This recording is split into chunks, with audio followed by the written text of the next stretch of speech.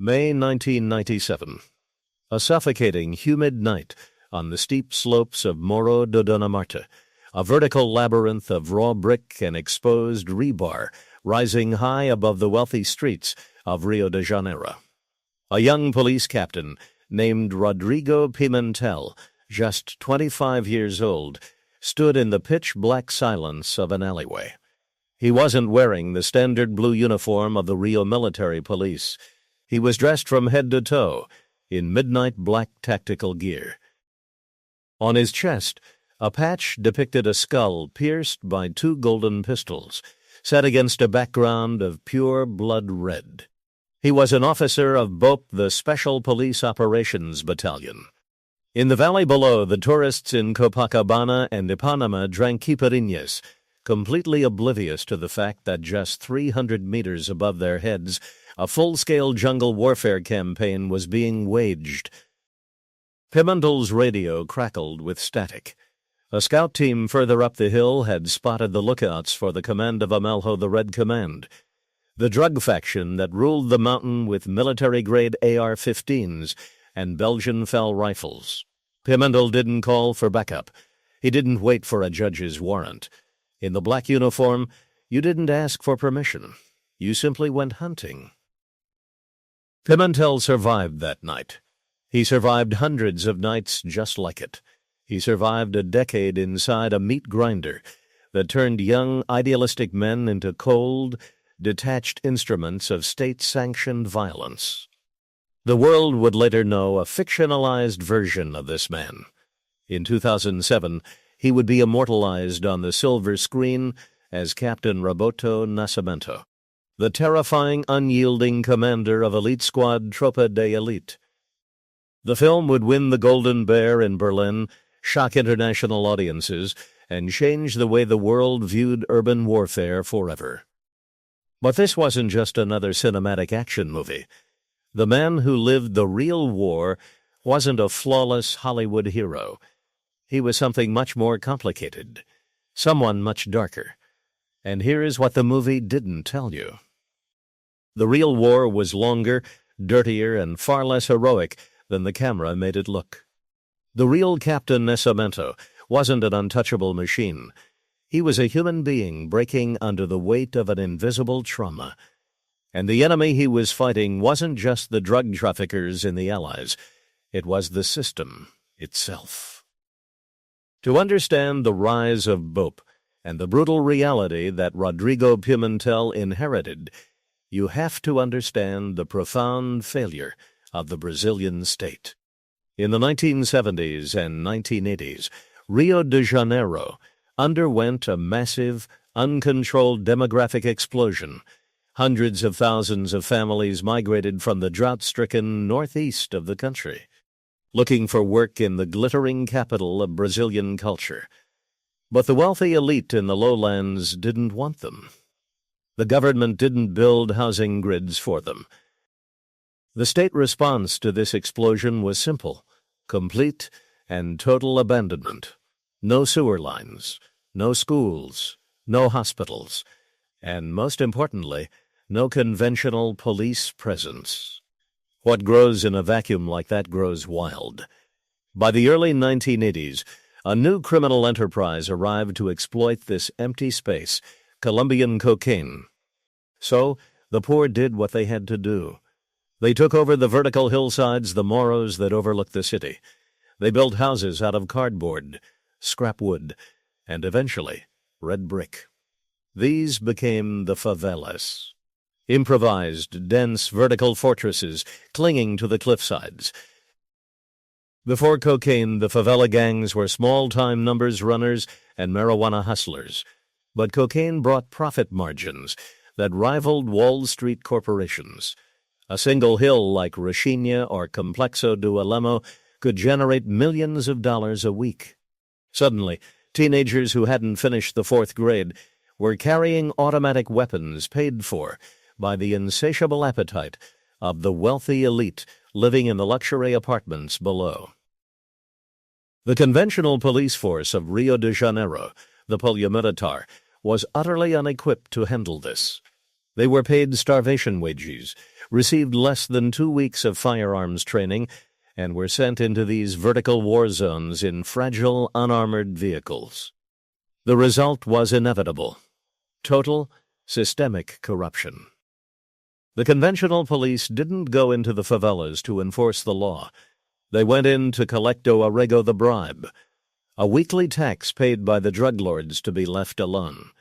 If a drug lord didn't pay, the conventional police would launch a raid, kill a few soldiers, take the drugs, sell them to a rival faction, and leave. By 1990, Rio de Janeiro was a failed state.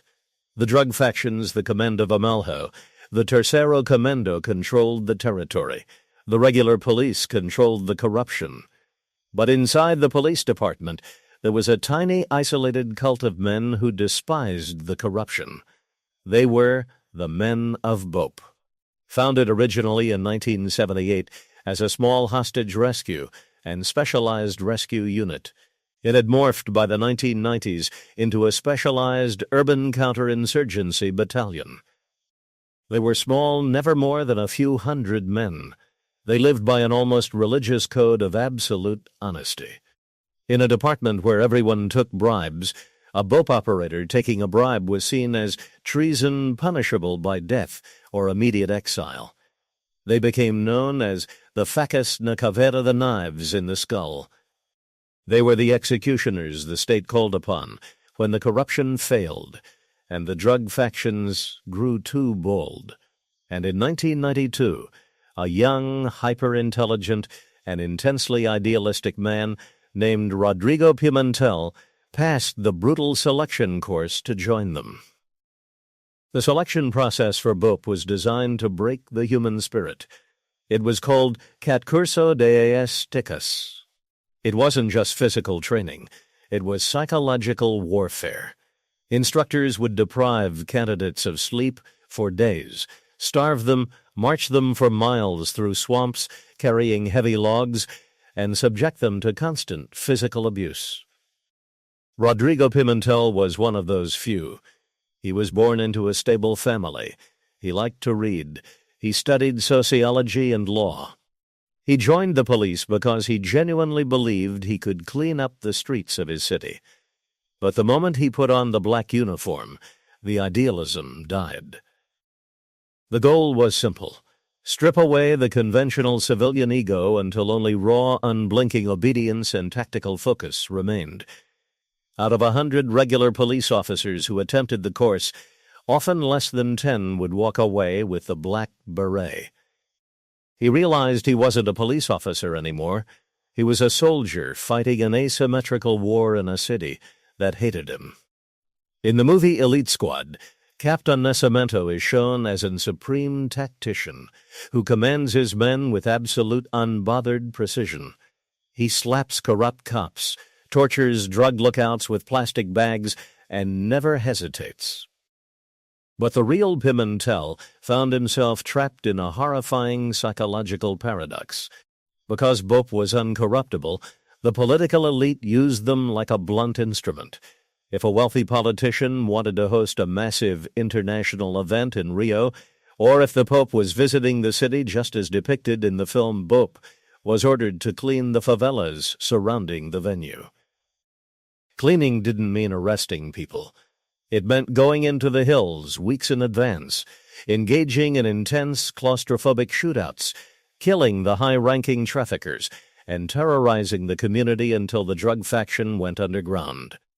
The real Captain Nascimento spent his 20s walking through rivers of open sewage, carrying the dead bodies of 16-year-old boys down steep mud trails, and watching his friends get torn apart by grenade shrapnel. And this is where the movie's biggest omission lies. The film portrays the violence as a cool, hyper-stylized adrenaline rush. It shows the training montages with upbeat rock music. But the reality inside Pimentel's mind was an absolute nightmare. The human brain is not built to survive constant, daily exposure to close-quarters urban combat. Pimentel began to develop severe, crippling panic attacks. He would be sitting in his apartment, completely safe, and suddenly his heart would race, his lungs would freeze, and he would be convinced he was dying. He had to rely on heavy doses of tranquilizers just to strap on his body armor and climb back into the tactical truck every single night. He was a man fighting a war for a society that looked down on him, alongside a regular police force that wanted him dead because his honesty interfered with their bribery business. By the late 1990s, Pimentel had risen through the ranks. He knew the favelas better than any cartographer. He had killed men, he had saved hostages, and he had buried his brothers in arms.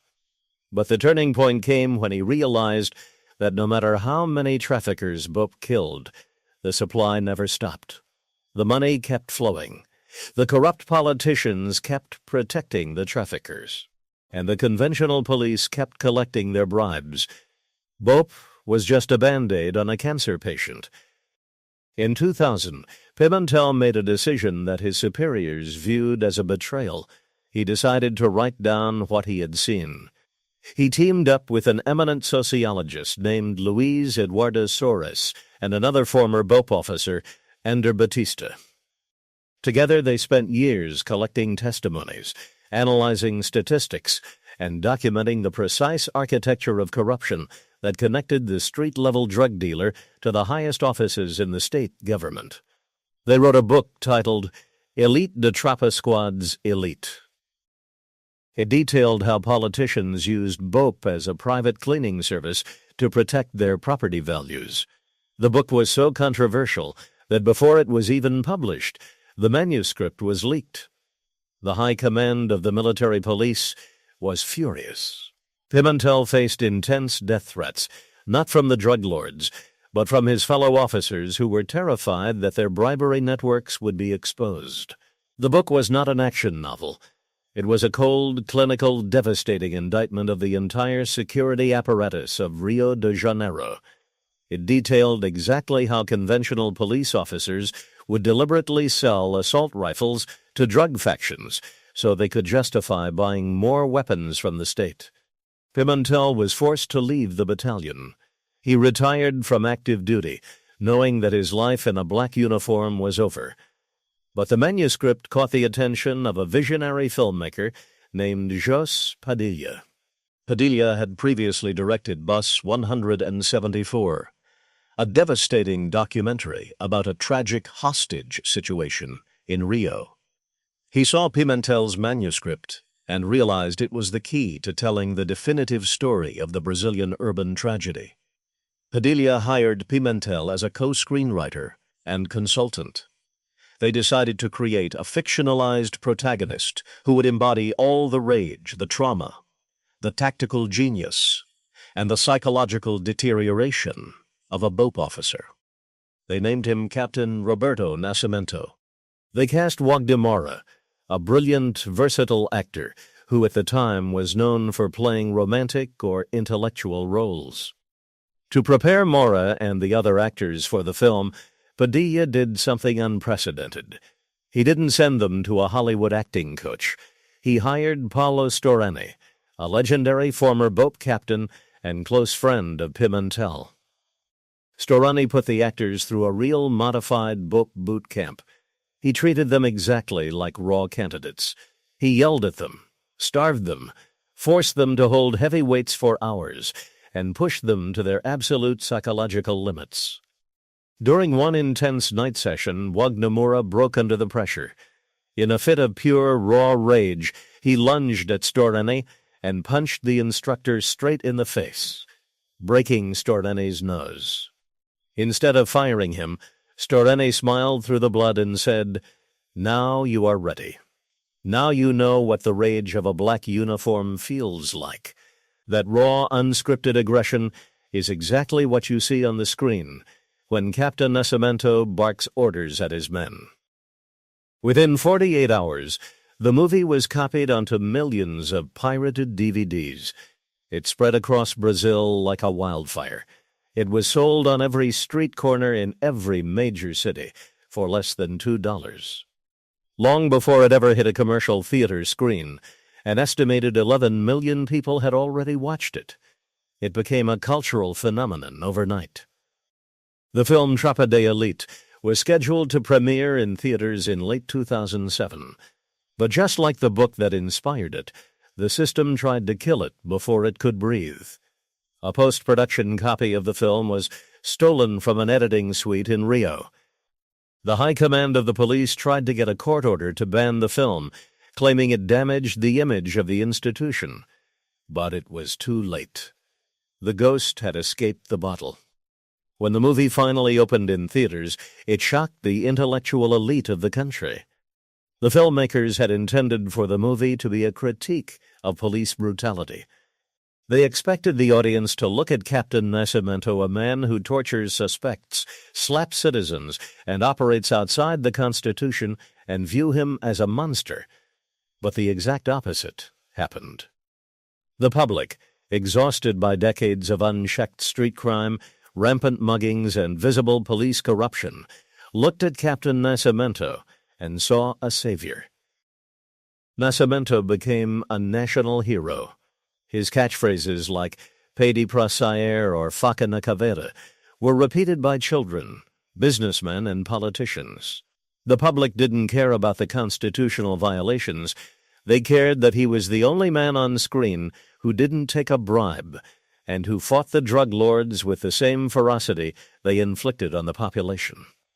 Pimentel's private trauma had been transformed into a national archetype of the desperate, angry citizen who turns to authoritarian violence out of pure frustration. But for the residents of the real favelas, the legacy of the film and the legacy of BOPE's real operations was deeply tragic.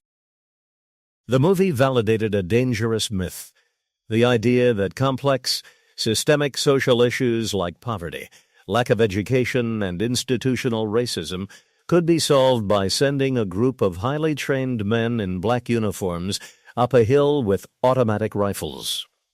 Today, in the 2020s, Rodrigo Pimentel is still alive. He is a prominent security consultant, an author, and a commentator. He survived the battalion.